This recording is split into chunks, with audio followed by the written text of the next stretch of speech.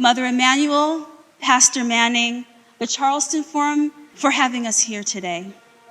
I am pleased to be here for the start of Monument Summer, a season of dialogue.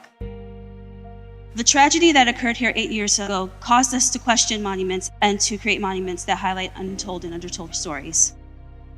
You have to understand the truth that led us here. And a false history makes it harder to unravel things like institutionalized racism, because there's a narrative of history that's taught that justifies it and even disguises its very existence.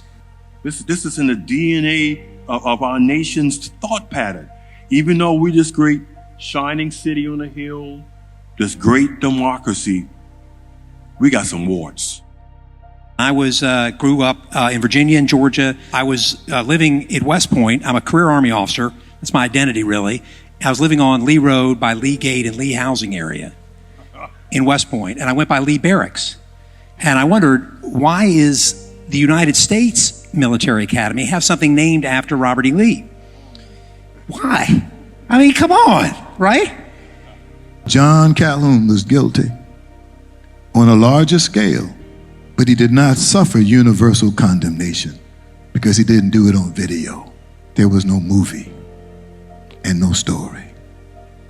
This work is to put legs to our story. Most of the history that I've ever learned was actually taught by people in my community. I think that that's really important to understand. Your first historians are the people in your community. And one of the reasons why I do the work I do, and I'm interested in history, is making sure that the documents and the materials and the tools they use are now accessible for others.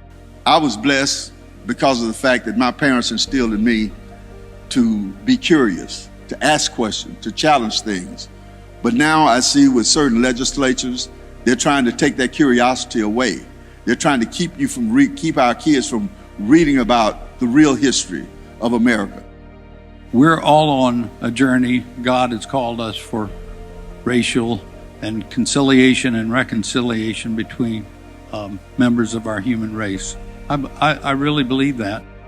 We had a group of 6 to 12-year-olds come in from a summer camp today, and just the joy on their faces. They were, I believe the group was an all-Black group, and it was just thrilling to see these children see themselves on the walls, in the films, just being in awe of what they saw, asking lots of questions.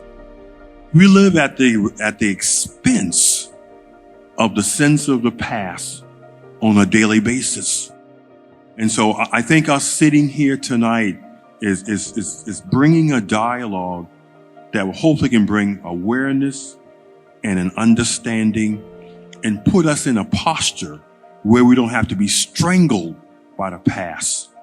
So many times we come together for these great events and then we just kind of go our separate ways. But I would hope that as we continue to grow and do things such as what we're hosting here tonight, that we will really then begin to think about how we can be that positive change for our communities.